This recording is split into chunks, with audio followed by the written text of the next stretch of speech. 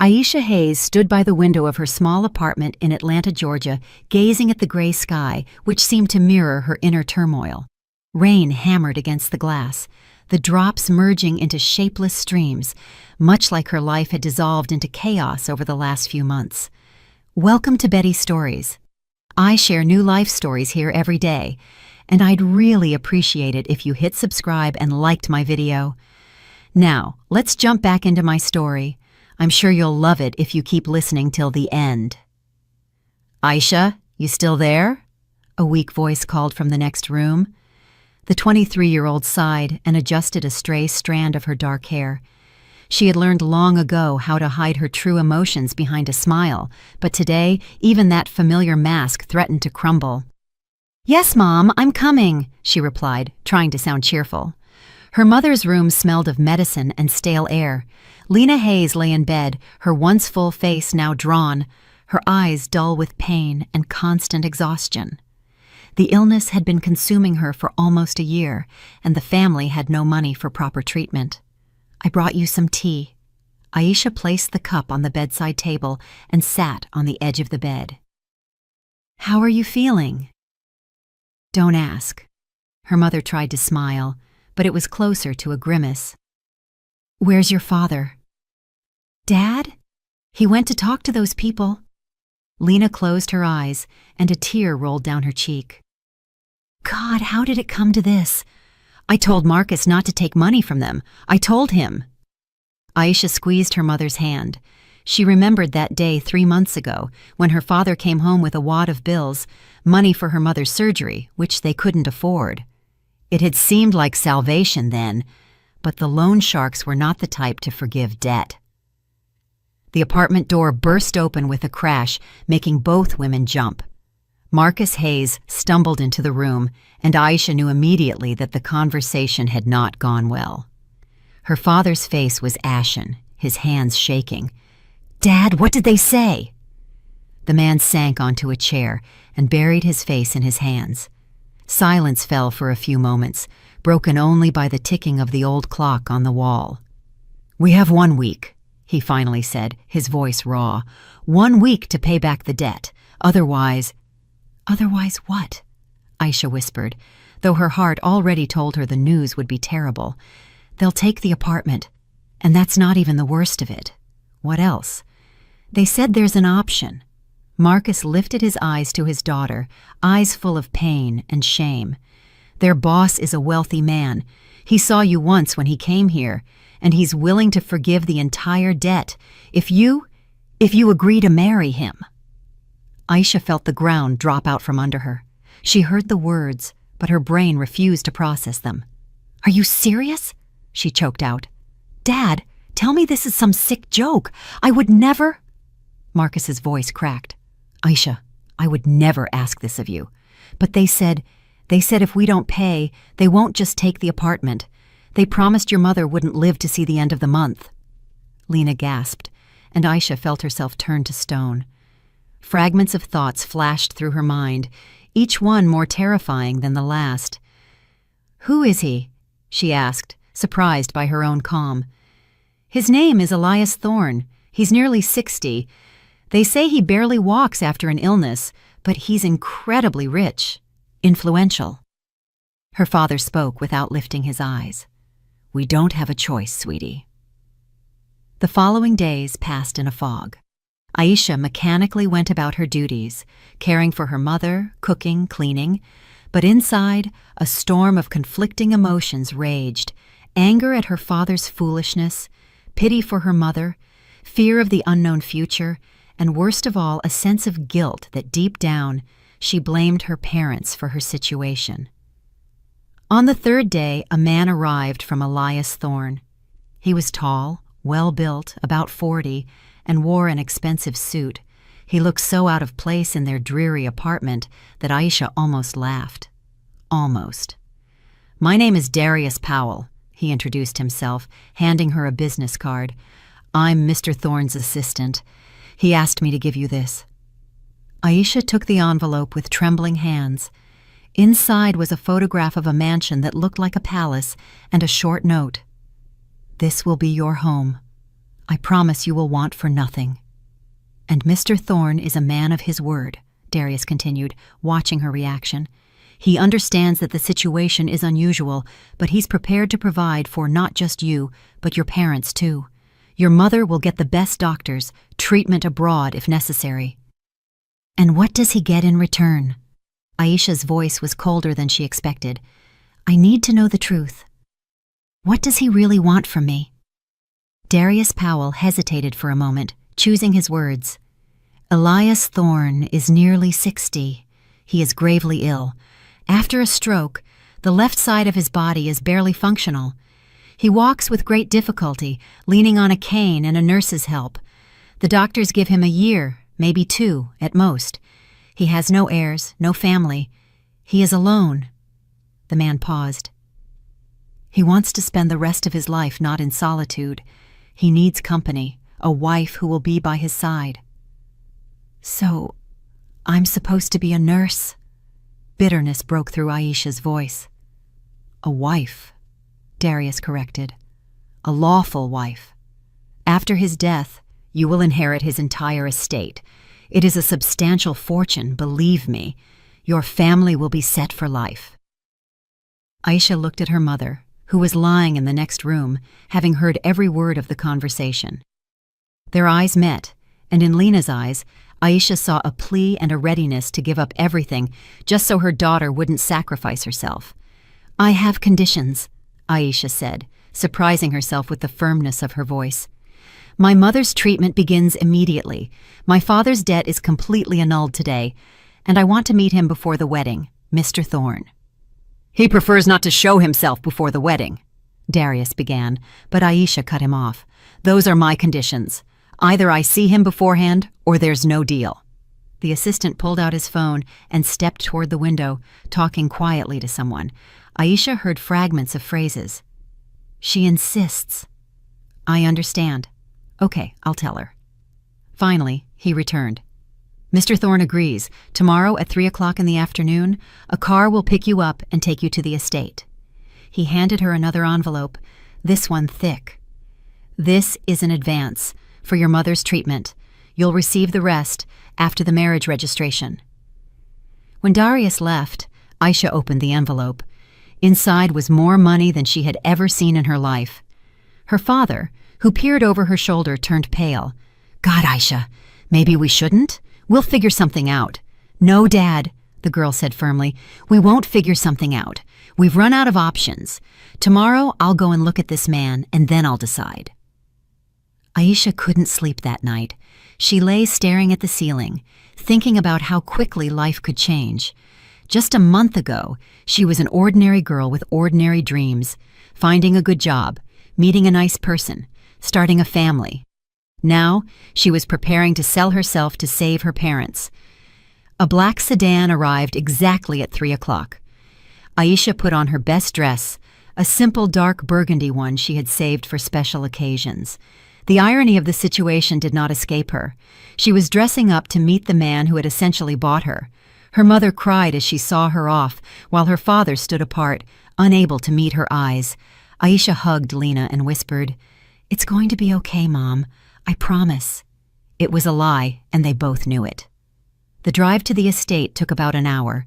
The car drove outside the city limits, winding along narrow roads between fields and groves until it turned into tall gates with gilded flourishes. Beyond the gates, the grounds opened up, more like a park than a yard, with perfectly manicured lawns, fountains, and avenues of old trees. And in the center of all this splendor stood the mansion, a 3-story building with columns and balconies that took her breath away. Darius Powell met her at the entrance. "Welcome," he said with a strained smile. "Mr. Thorne is waiting for you in the library. Please, follow me." Inside, the mansion was even more impressive. Marble floors, crystal chandeliers, paintings in gilded frames on the walls. Aisha felt as though she had stepped into a museum. Their footsteps echoed in the spacious corridors.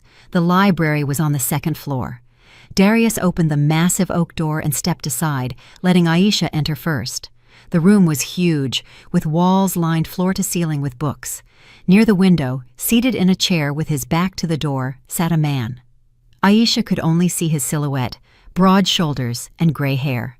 "Mr. Thorne, your guest," the assistant announced and left, closing the door behind him. A heavy, oppressive silence fell. The man did not turn, and Aisha didn't know what to do, approach or wait. Finally, she took a few steps forward. "Hello." Her voice was quieter than she intended. "Come closer," a deep voice commanded. "I want to see you." Aisha slowly walked around the chair and stopped. Before her sat a man whose face was concealed by a strange half-mask that covered the upper part of his face and one eye. Only his chin, covered in gray stubble, and his thin lips were visible. His left arm lay lifelessly on the armrest, while his right hand rested on the pommel of a cane. "Don't be afraid," he smirked, noticing her reaction. "The stroke spared neither body nor face. The left side is paralyzed, the face is distorted. An unpleasant sight, I agree. That's why I wear this mask." Aisha swallowed. His voice was strong, inconsistent with the image of a frail patient. "Sit." He nodded toward a chair opposite him. "I imagine you have questions." "Why me?" Aisha blurted out, sitting down. "You have so much money. You could hire anyone by any company. Why force me to marry you?" Elias Thorne was silent for a few seconds, as if considering his answer. "Because you won't come to me out of greed," he finally said. "You aren't here because you want my money for yourself. You are here for your family. That speaks volumes about your character." He paused. "My whole life, I've been surrounded by people who wanted something from me: money, connections, influence. Not a single person who was with me just to be with me. And you think I will be with you just to be with you?" Aisha couldn't hold back. "You just said yourself that I'm here for my family." "Yes, but at least you are honest about your motives," he replied. "And I know you won't betray me. Your loyalty to your family is a guarantee that you will fulfill your part of the bargain." "What part exactly?" Aisha asked. "What do you want from me?" Elias Thorne struggled to his feet, leaning heavily on his cane. He was indeed barely able to stand. His left leg dragged across the floor. "Just be near me," he said tiredly. "Dine with me, talk to me, read me books. Create the illusion that I have a family, that I am not dying alone." He turned toward the window. "That's all." Aisha looked at the stooped figure by the window and felt a strange mix of pity and revulsion. Pity because he was a dying, lonely man. Revulsion because he used his wealth to buy company without asking what she wanted. "And if I refuse?" she asked softly. "If I stand up right now and leave?" Elias Thorne turned, and his single visible eye flashed with something like surprise. "Then the money I gave for your mother's treatment will have to be returned, and your father's debt will remain. I won't hold you by force. The choice is always yours, Aisha." She stood up and approached the window, standing beside him. From here, there was a beautiful view of the garden, bathed in the pre-sunset light. Somewhere beyond those high walls was her old life, the small apartment, the sick mother, the guilt-ridden father, poverty and hopelessness. "When is the wedding?" she asked, without taking her eyes off the window. "In 1 week. A quiet ceremony, only the bare necessities. No celebrations, unless you object." "I don't object," Aisha turned to him. "I have one more condition." "I'm listening." "I want to continue visiting my parents regularly, and I want them to be able to visit here when Mom feels better." Elias Thorne nodded. "Of course, this is your home now. You can invite anyone you wish." He took a few steps toward the door. Each step was a visible effort. "Darius will show you the rooms. You can choose anyone you like except mine. Your belongings will be brought tomorrow." "Wait," Aisha stopped him. "I haven't given a final yes yet." The man turned, and his lips curved into a semblance of a smile. "But you've already made your decision. I can see it." He opened the door. "Welcome to the golden cage, Aisha." When the door closed behind him, The girl sank back into the chair and covered her face with her hands. There were no tears. She had seemingly cried them all out in the last few days. Only emptiness and exhaustion remained. Darius Powell appeared about 10 minutes later and led her through the mansion. There were so many rooms that Aisha lost count. Living rooms, dining rooms, billiard rooms, a gym, a winter garden. The bedrooms were on the 3rd floor, an entire suite of rooms with high ceilings and huge windows. "This part of the estate is entirely at your disposal," the assistant explained. "Mr. Thorne occupies rooms on the 1st floor. It's difficult for him to use the stairs. You may choose any bedroom." Aisha stopped by a room in the corner of the building. The windows offered views of the garden on one side and the woods on the other. The room was bright and spacious, the furniture substantial but not ostentatious. "This one," she said. "An excellent choice," Darius approved. "Someone used to live here." He stumbled. "Never mind. Tomorrow, I'll arrange for your personal belongings to be brought here. And now, allow me to escort you to dinner. Mr. Thorne expects you in the small dining room at 7 o'clock. Left alone, Aisha walked to the window and leaned her forehead against the cool glass. Down below, a gardener was clipping hedges. A peaceful, ordinary scene. But inside Aisha, everything was churning. She remembered Elias Thorne's words about the golden cage, how accurately he had put it. Everything was here. Wealth, comfort, safety, everything but freedom. At 7 o'clock that evening, she went down to the small dining room. The small room was the size of their entire apartment. A long table was set for 2 people at opposite ends. Elias Thorne was already seated in his place. The mask still concealed his face. "Please sit." He gestured to the seat opposite. Dinner passed in an oppressive silence. Aisha barely touched her food, though the dishes were exquisite. Elias Thorne ate slowly, awkwardly handling his fork with his right hand. "Tell me about yourself," he finally said. "What did you do? What do you like?" "I worked at the public library," Aisha replied shortly. "I love to read." "What kind of books?" "Classics. Dostoevsky, Tolstoy. I read modern fiction too." "We have a large library here," he noted. "You can take any book. I love to read too, but my sight is failing now. It would be pleasant if you would read to me aloud sometimes." Aisha nodded, without meeting his eyes. After dinner, Aisha returned to her room and stood by the window for a long time, looking into the darkness. The stars in the sky seemed distant and cold, like her new life. She tried to imagine living here permanently, that this was her home, but the thought wouldn't settle in her mind. In the morning, she was awakened by a knock on the door. A woman in her 50s, wearing a strict gray dress, stood on the threshold. "Good morning," she said with a slight accent.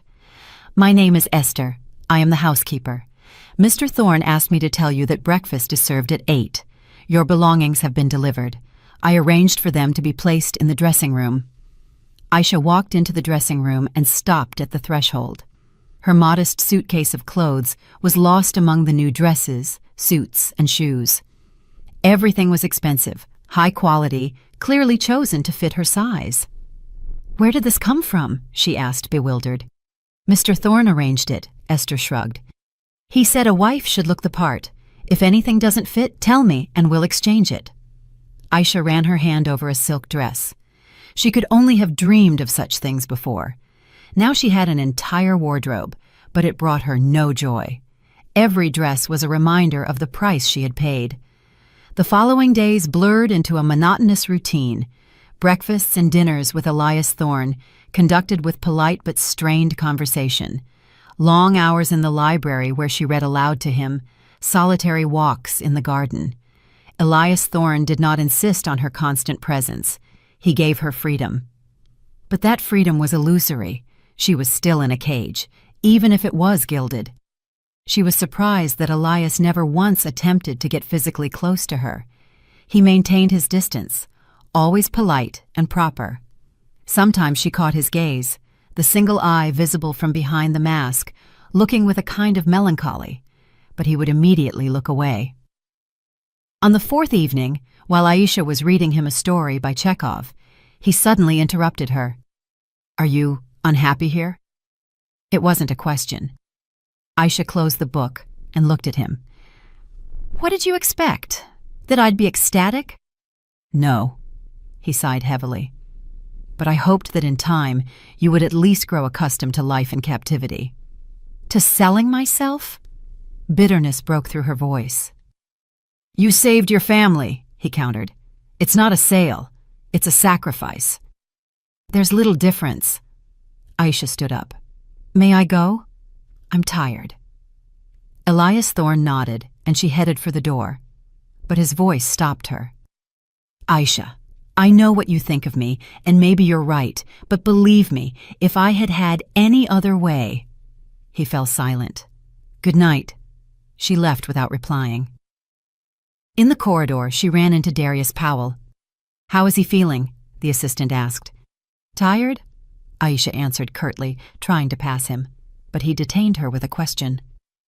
"Do you know why he wears the mask constantly?" "He said his face is paralyzed after the stroke." Darius looked at her strangely. "Yes, of course. That's the only reason."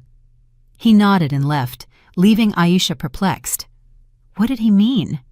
The wedding took place exactly 1 week later, as Elias Thorne had promised. A small ceremony at the county clerk's office without guests or celebration. Only the two of them, Darius Powell as a witness, and some elderly woman Aisha hadn't seen before. Elias Thorne arrived in a formal black suit, leaning on his cane. The mask still concealed half of his face. Aisha wore a simple white dress, one of the new additions to her wardrobe. She couldn't bring herself to look in the mirror before leaving. The ceremony was short and joyless. When the clerk pronounced them husband and wife, Elias Thorne did not attempt to kiss the bride. He simply took her hand. His palm was surprisingly warm and dry. He whispered, "Thank you." Aisha didn't answer. A lump in her throat kept her from uttering a word. After the registration, Darius Powell drove them back to the estate. On the way, Aisha stared out the window, not seeing the passing scenery. She was now officially Mrs. Thorne. She suddenly realized she didn't even know her husband's last name. "What is your last name?" she asked, breaking the silence. Elias Thorne smirked. "Thorne. And now it's yours. It sounds ironic, doesn't it? Thorns are hardly a symbol of loyalty and love, but for us—" He didn't finish the sentence, but Aisha understood. They had a contract, a deal, but certainly not love. That evening, Esther appeared in Aisha's room with a tray. "Mr. Thorne asked me to tell you that dinner will be in his quarters," the housekeeper said, placing the tray on the small table. "He expects you at 9 o'clock this evening." "In his quarters?" Aisha repeated, her heart beating faster. "But we always dine in the dining room." "Today is a special day." Esther avoided her gaze. "The wedding, after all." When the housekeeper left, Aisha sank onto the bed. Her hands were shaking. She knew this moment had to come, but she was still unprepared. All day she had convinced herself that Elias was too sick, too frail for conjugal relations. But what if she was wrong? At 9 o'clock, gathering all her resolve, she went down to the first floor. Elias Thorne's rooms were in the east wing of the mansion, where she had never been before. The corridor was dimly lit. Shadows danced on the walls. She knocked on the massive door. "Come in," his voice called out. The room was unexpectedly modest. A large bed with a dark coverlet, a few armchairs, bookshelves, a lit fireplace. A small table was set for dinner for two, with candles, wine, and exquisite dishes. Elias Thorne stood by the fireplace, still wearing his mask. He turned as he heard her steps. "Don't be afraid," he said, as if reading her mind. "I won't. I just asked you to have dinner. Traditionally, a couple spends their first night together, but I understand that would be too much for you." Aisha felt a wave of relief, immediately replaced by shame. She sat down at the table, avoiding his eyes. "I wanted to talk about the rules of our life together," Elias Thorne continued, taking a seat opposite her. "You are free to do whatever you want. Meet friends. Travel wherever you wish. The money is at your disposal. I have no intention of controlling you." Then why all this? Aisha blurted out. If you don't need a real wife, why the marriage? Elias Thorne poured wine into 2 glasses. I need company, he said simply. Someone who will be here, in this house. Someone I can talk to in the evening. Someone who will be near when the end comes. He fell silent, gazing into the fireplace. You can't imagine how terrifying it is to die alone. There was such sorrow in his voice that Aisha felt an unexpected pang of pity. Tell me about yourself, she requested. Who are you? Where did the money come from? Why are you alone?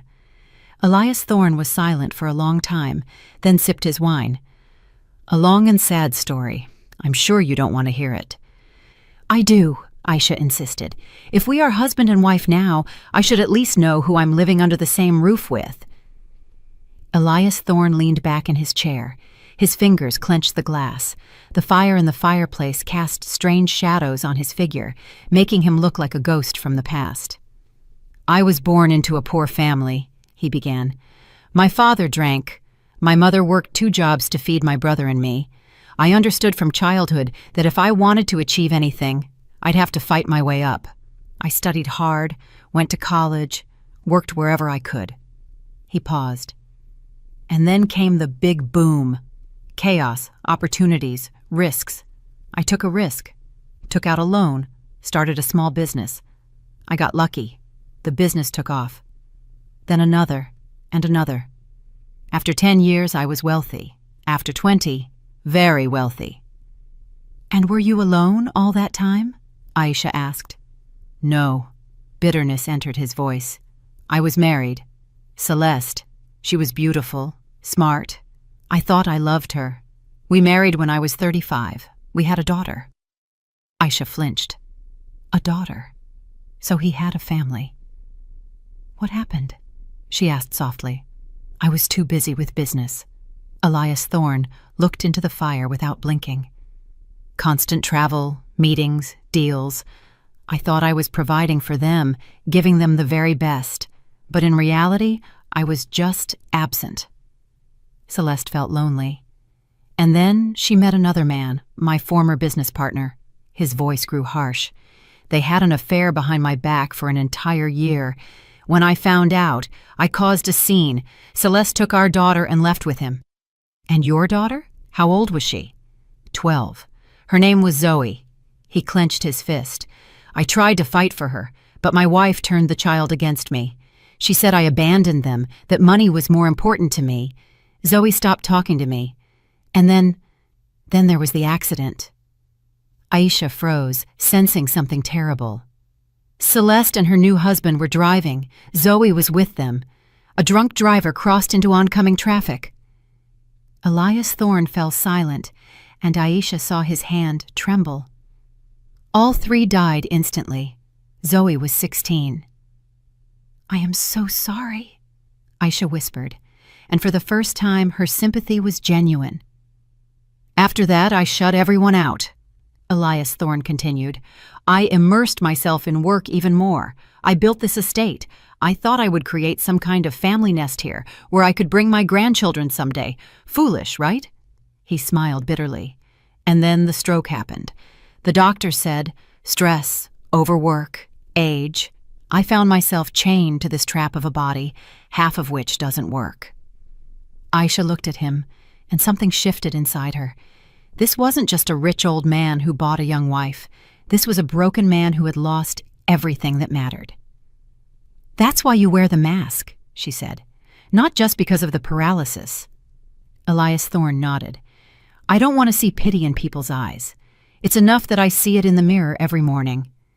They sat in silence, broken only by the crackling of wood in the fireplace. Aisha pondered what she had heard. Her own pain hadn't vanished, but now she understood that Elias was suffering too. The room I chose, she said suddenly. Darius Powell started to say someone lived there before. Was it Zoe? Elias Thorne flinched, as if struck. Yes, he managed. I furnished it, prepared it for my daughter's arrival, hoping she would visit me someday, but she never came. After her death, I ordered the room closed. No one entered it for almost 7 years. Should I choose another one? Aisha offered. No, he answered sharply. On the contrary, let there be life in that room again. Let it not stand as an empty mausoleum. He stood up, leaning heavily on his cane. It's late. You should go rest. Aisha stood but lingered at the door. Mr. Thorne, thank you for telling me. I truly am sorry. It's all in the past. He waved her off, but she could see how tense his shoulders were. Good night, Aisha. Aisha went up to her room and couldn't sleep for a long time. Elias Thorne's story haunted her. She imagined the small Zoe, who lived within these walls only in her father's dreams, the girl who never knew she had a home waiting for her return.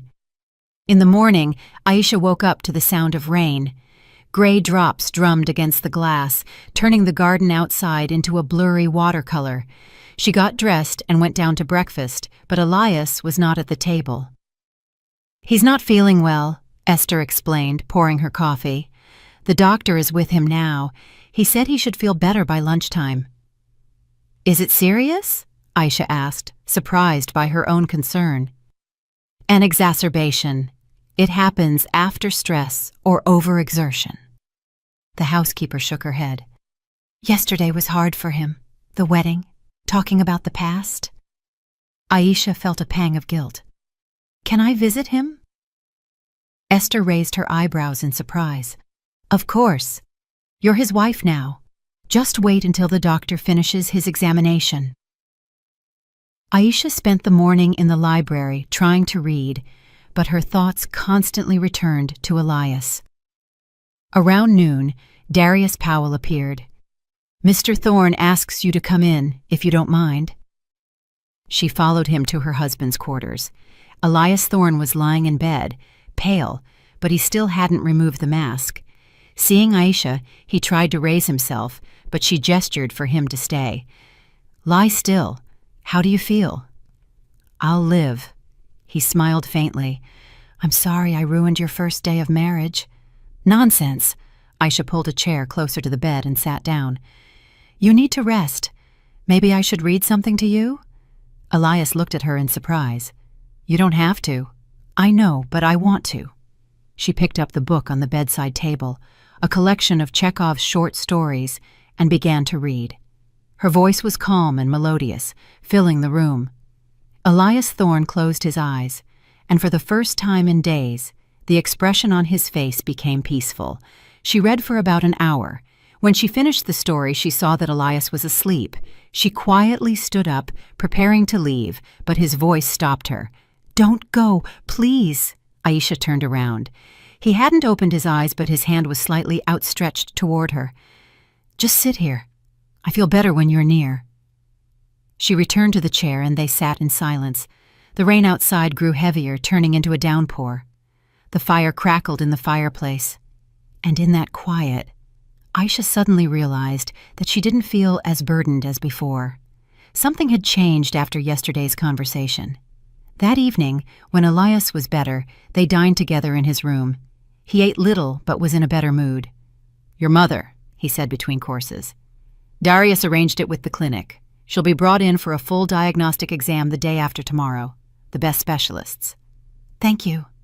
Aisha felt tears welling up. You can't imagine how much this means to me. I can imagine. He took a glass of water. Family is the most precious thing. I realized that too late. But you still have time. You have your whole life ahead of you. You do too, Aisha countered. Doctors can be wrong. Elias Thorne smiled sadly. My dear, I've already made peace with it. But I'm grateful to fate for sending you to me, if only at the end. They stayed up late together, talking about everything and nothing. Elias shared stories from his youth, and Aisha spoke about the library where she worked and the books she loved, and with every passing minute, the wall between them grew thinner. When Aisha returned to her room, it was past midnight. She lay in bed and closed her eyes, but sleep wouldn't come. Elias Thorne's voice echoed in her head. I feel better when you're near. Such a simple phrase, yet so full of loneliness. Then she heard a scream. Aisha sprang out of bed and without hesitation rushed down the stairs. The cry came from Elias's quarters, desperate, full of pain. She flung the door open and froze on the threshold. Elias Thorne was lying on the floor near the bed, curled up in agony. The mask had slipped off to the side, revealing part of his face. His overturned cane lay beside him. "Mr. Thorne," Aisha rushed to him. "What happened?" "I fell," he forced out through clenched teeth. "I tried to get to the bathroom. My leg gave out." "Don't move." She grabbed the phone she saw on the nightstand and dialed the number saved under the name Darius. The assistant answered after the third ring, his voice groggy. "Come immediately and call a doctor. Mr. Thorne has fallen." While they waited, Aisha cautiously helped him sit up, leaning his back against the bed. Elias Thorne was breathing heavily, his face contorted with pain. The mask was now dangling from its cord, fully exposing his face. Aisha saw him completely for the first time. The left side was indeed paralyzed, the eyelid drooping, the corner of his mouth frozen in an unnatural position. But that wasn't what made her hold her breath. Even through the traces of illness, through the gray hair and wrinkles, she saw features that seemed vaguely familiar, something in the shape of his cheekbones, the line of his jaw, the set of his eyes. "Don't look!" Elias Thorne tried to turn his head, but Aisha gently stopped him. "It's okay. You know I'm not squeamish." She took a towel from the armchair and carefully wiped the sweat from his forehead. "Where does it hurt the most?" "My leg. I think I twisted my ankle." 10 minutes later, Darius Powell rushed in, followed by the doctor, an elderly man with gray temples and tired eyes. While the doctor examined Elias, Aisha stood aside but had no intention of leaving. "A sprain," the doctor confirmed. "A severe bruise. We need to immobilize it. Several days of bed rest are essential." "I'll manage," Elias began, but the doctor interrupted him. "You need help, constant help. You cannot be alone, Mr. Thorne. In your condition, any fall could end up much worse." "He has me," Aisha said, surprising even herself. "I'll take care of him." The three of them, Elias, the doctor, and Darius, stared at her. "Aisha, you don't have to," Elias began, but she raised her hand. "I am your wife, officially, and wives care for their husbands when they are sick, so don't argue." The doctor nodded approvingly and began giving instructions. Aisha listened intently, memorizing every word.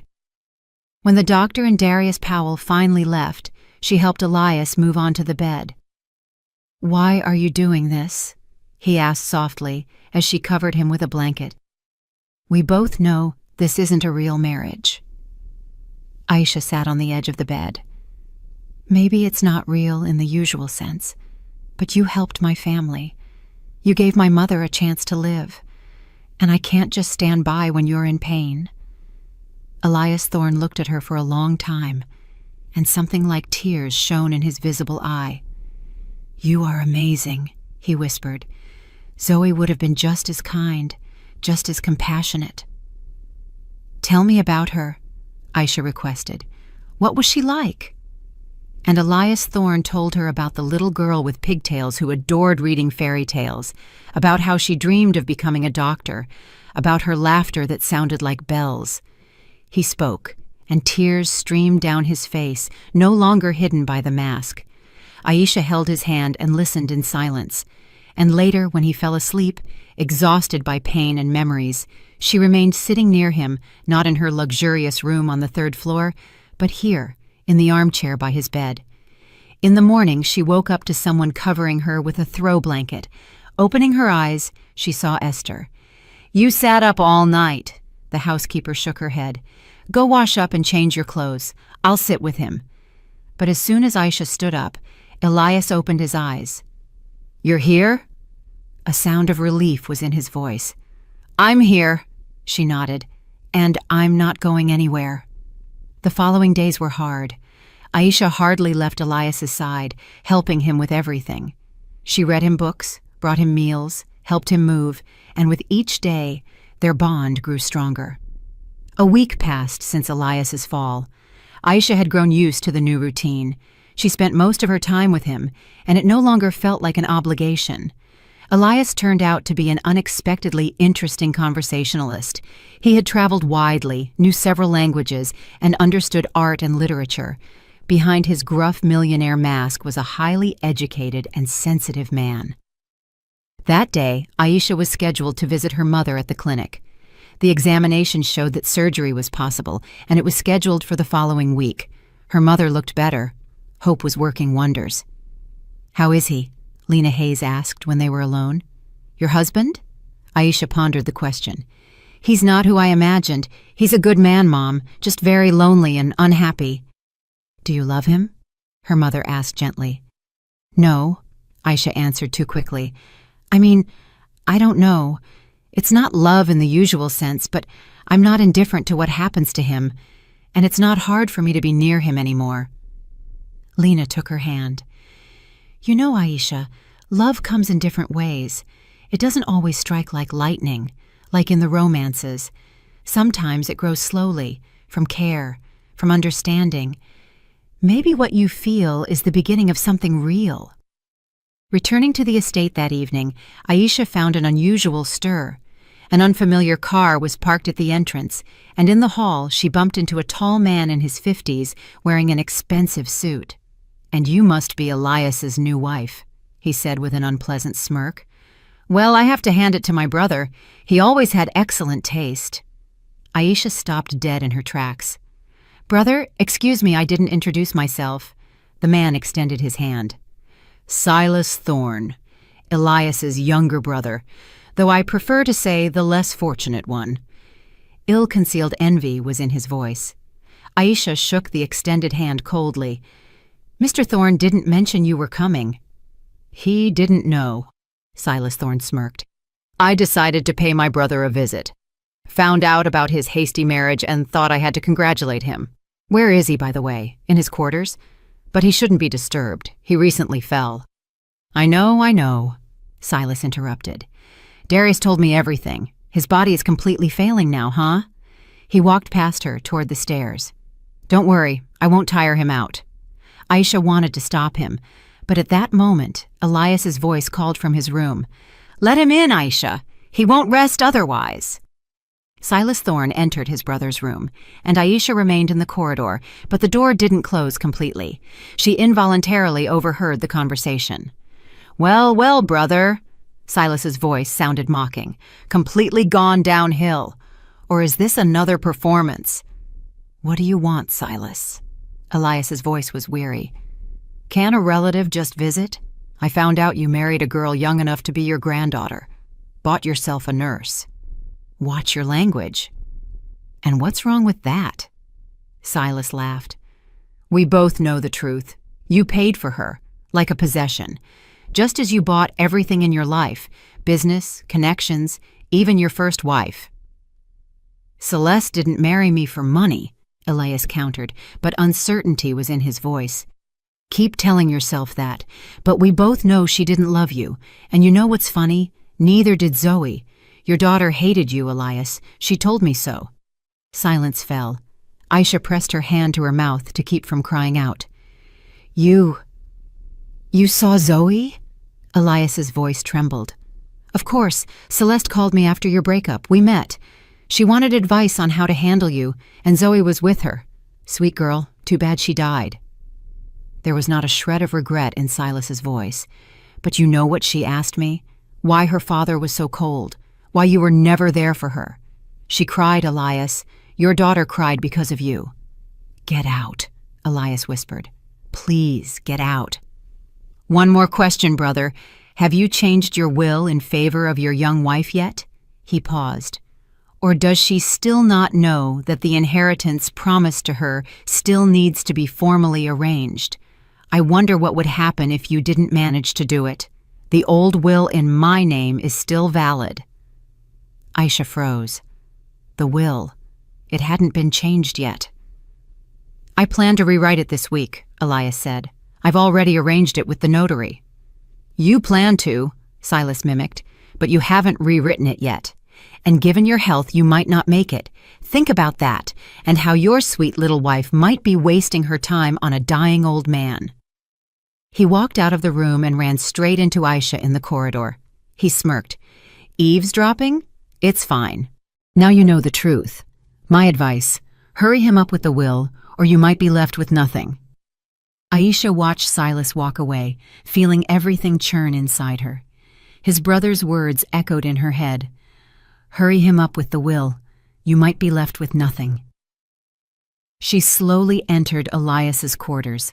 He was sitting on the bed with his back to the door. His shoulders were slumped. The mask lay on the nightstand. He had stopped wearing it around Aisha after the night he fell. Hearing her steps, he didn't turn around. You heard everything? It wasn't a question. Yes. Aisha walked closer. Is it true?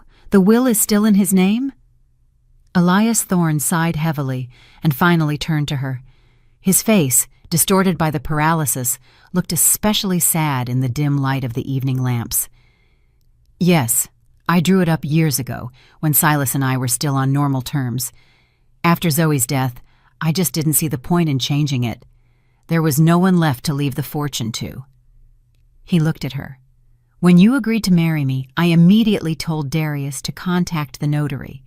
I wanted to transfer everything to you. Why didn't you do it?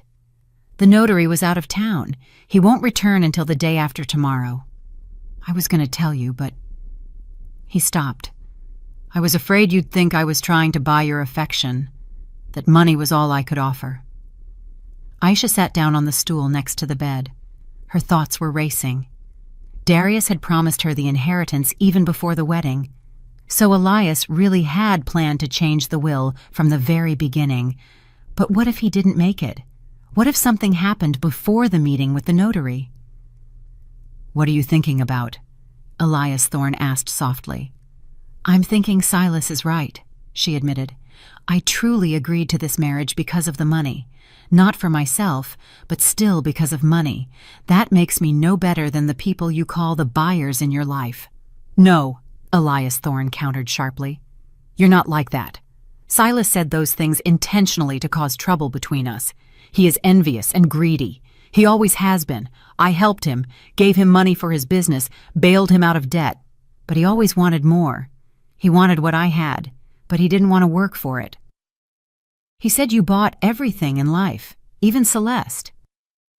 Elias Thorne closed his eyes, and a grimace of pain crossed his face. Maybe he's right. Maybe I really did think money solved everything.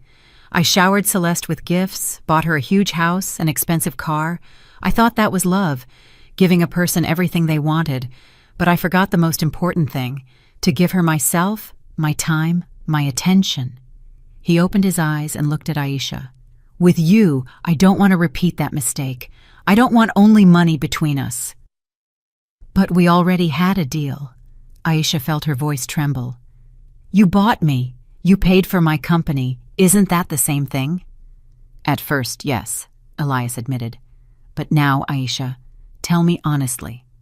When you sat by my bed the night I fell, when you read me books, cared for me this past week, did you do it only because I paid for your mother's treatment? Or was there something else? Aisha remained silent. She didn't know what to answer because she didn't fully understand her own feelings. When she cared for Elias, it wasn't a burden. Moreover, she worried about him. She was concerned when he was unwell. But was it love? Or simply pity for a lonely, sick man? I don't know, she finally admitted. I truly care about what happens to you, but I can't say I love you. That would be a lie. I'm not asking for love. Elias Thorne reached out and gently covered her hand with his. I'm just asking you not to leave, to stay with me until the end. And not because of the money, not because of the will, but simply because I feel better when you're near. Aisha looked at their joined hands. His palm was warm. His fingers gently squeezed her hand. And in that touch, there was nothing demanding, nothing insistent, only a request and hope.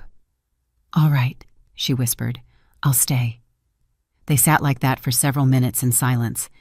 Then Aisha cautiously withdrew her hand. You need to rest, and I need to think. She left the room and went up to her own. All night, she couldn't sleep, tossing and turning, replaying the conversation with Elias and Silas's words in her head. By morning, she had made a decision. At breakfast, she told Elias, "I want you not to change the will." He dropped the fork he was about to use to eat his omelet. "What?" "Don't change the will in my name," Aisha repeated firmly. "I don't want money hanging between us. I don't want to think about the inheritance every time you feel unwell. And I don't want you to think I'm only here for that reason." "Aisha, this is insane." Elias Thorne shook his head. "You married me on the condition that you would receive security." "I can't." "You can," Aisha interrupted him. "You owe me nothing. Mom is already receiving treatment. Dad's debt is closed. That's enough. The rest is only if I truly deserve it. Not as a contract wife, but as—" She paused, searching for words. "As someone you genuinely held dear." Elias Thorne looked at her for a long time, and tears glistened in his visible eye. "You are amazing," he whispered. "Absolutely amazing. I just don't want to live with the thought that I'm waiting for you to die for money," Aisha confessed. "What you've already done for my family is enough. And if you still want to leave me something, only do it when you are certain I deserve it, not before." Darius Powell appeared in the doorway. "Mr. Thorne, the notary became available sooner. He can come this evening if that's convenient for you." Elias and Aisha exchanged glances. He raised an eyebrow questioningly, and she nodded. The decision was made. "Tell him I've changed my mind," Elias Thorne told the assistant. "I won't be changing the will."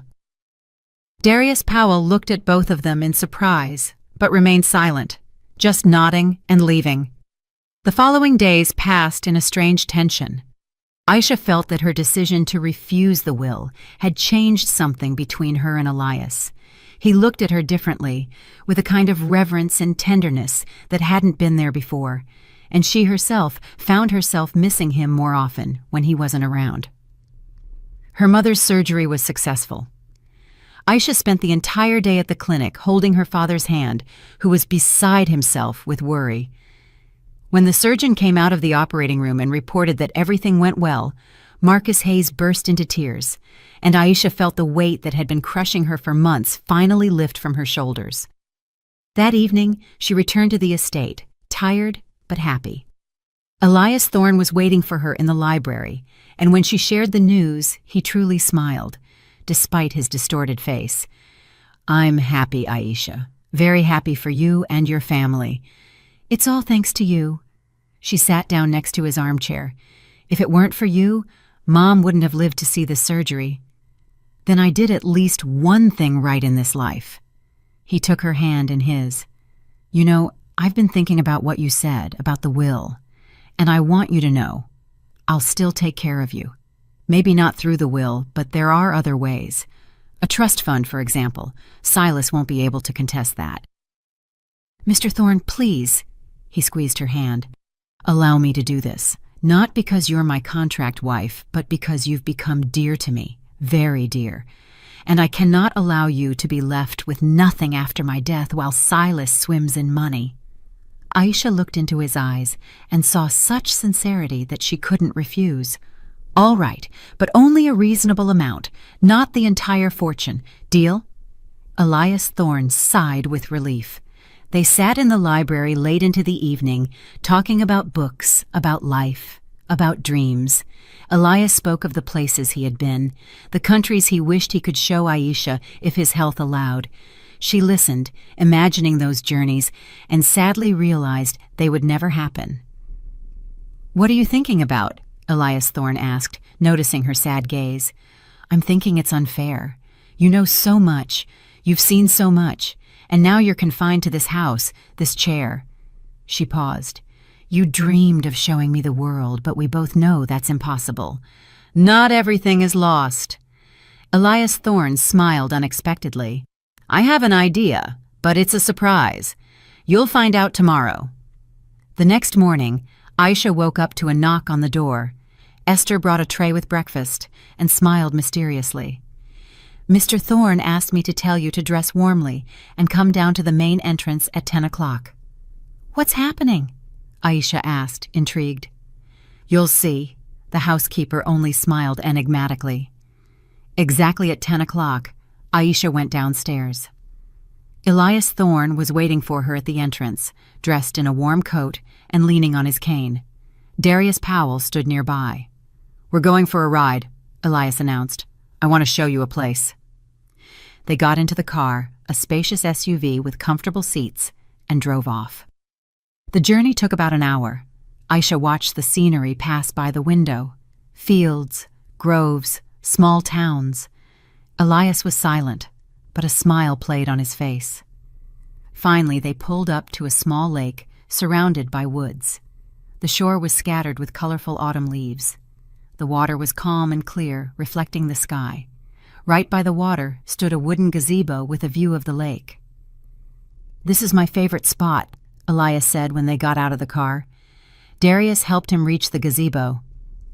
I bought this land years ago. I wanted to build a house here, but I never got around to it. And then the stroke happened, and I decided I wouldn't return here. Too far, too difficult with my health. So, why did we come? Aisha asked, sitting down next to him on the bench in the gazebo. Because I realized, if not now, then never. Elias Thorne looked at the lake. I can't show you Paris or Rome. I can't take you to the mountains or the sea, but I can share what is precious to me. This place, this beauty. Aisha felt a lump in her throat. She looked at the lake, at the trees reflected in the water, at the quiet, peaceful scene around them, and understood that it was truly beautiful, perhaps even more beautiful than foreign sights. Thank you, she whispered. This is a truly special place. They sat there for more than an hour, simply enjoying the quiet and the peace. Elias Thorne talked about how he found the lake, how he dreamed of building a small home for his family here. Aisha listened and imagined what his life could have been like if things had turned out differently. On the way back, Elias Thorne dozed off in the car, resting his head on Aisha's shoulder. She sat motionless, afraid to wake him, and looked at his face. Even distorted by paralysis, it now seemed familiar to her. Once, she had only seen an old, sick man who bought her. Now she saw a person with a broken heart who was trying to find some warmth before the end, and she suddenly realized that she had fallen in love. Not passionately, not madly, but quietly, deeply, truly. The thought shocked and frightened her at the same time. She had fallen in love with a dying man, a man who had so little time left. That evening, while Elias Thorne was resting after the trip, Esther knocked on Aisha's door. The housekeeper's face was troubled. "We have a problem," she said softly. "I overheard Darius Powell's phone conversation. He was talking to Silas Thorne about Mr. Thorne's health, about him leaving the house today. Silas asked when this end might come, and Darius replied, 'Soon, very soon.'" Aisha went cold. "You think—" "I don't know what to think," Esther shook her head. "But I don't like what I heard. Darius Powell has worked for Mr. Thorne for 20 years, but he's also well acquainted with Silas. And if the will is still in the younger brother's name—" She didn't finish the sentence, but Aisha understood everything. "We have to warn Mr. Thorne." "Warn him of what?" The housekeeper threw up her hands. "We have no proof, just suspicions. And Mr. Thorne trusts Darius as he trusts himself."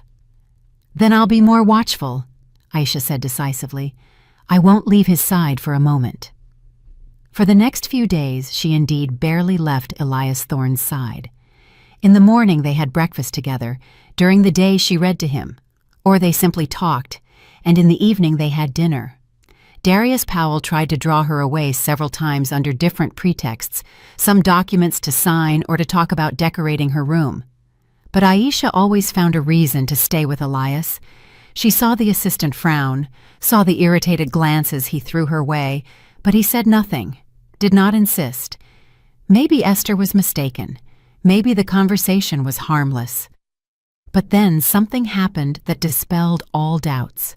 It happened a week after the trip to the lake. Aisha came to Elias Thorne with his morning tea, as she did every day. He was sitting in his armchair by the window, holding a document. His face was deathly pale. "What's wrong?" Aisha asked, alarmed. Elias Thorne silently handed her the paper. It was a printout of a bank transfer. A very large sum had been moved from his account to an offshore account 3 days ago, and the signature on the transfer document was his, Elias's. "I didn't do this," he whispered. "Aisha, I did not sign this transfer. I never even saw this document." Aisha looked at the signature. It was indeed very similar to Elias Thorne's handwriting, which she had seen many times. But there was one detail, the last letter of the surname. Elias always drew it with a distinctive flourish. Here, the flourish was missing. "It's a forgery," she said. "Someone faked your signature and stole the money." "Darius," Elias Thorne gasped. "Only he has access to my accounts. Only he could have done this."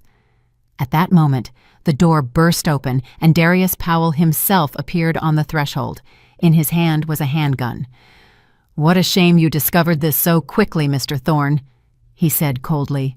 "I was counting on having more time." Aisha instinctively stepped forward, shielding Elias. Her heart pounded so hard it felt like it would jump out of her chest. "Darius, what are you doing?" Elias Thorne's voice trembled not from fear, but from the pain of betrayal. 20 years you were by my side." 20 years I was your shadow," the assistant shouted, his face contorted.